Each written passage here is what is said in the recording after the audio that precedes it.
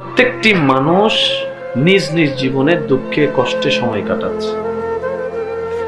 আপনার কষ্টের কথা যেরকম আপনি অন্যজনকে জানান না, তার সামনে ভালো থাকার অভিনয় করেন, আপনি যাকে হ্যাপি আছে মনে করছেন, সুখে আছে মনে করছেন, সেও ঠিক একই কাজটা করছে।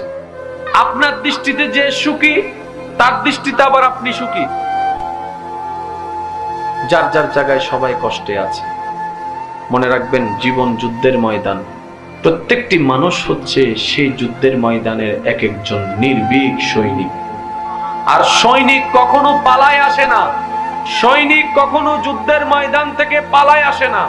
যতক্ষণ প্রাণ থাকবে সে লড়ে যাওয়ার চেষ্টা করেই যাবে।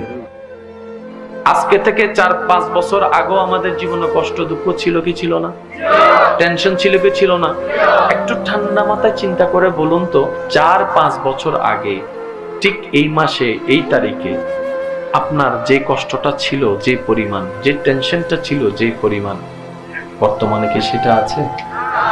বর্তমানে কি সেটা আছে?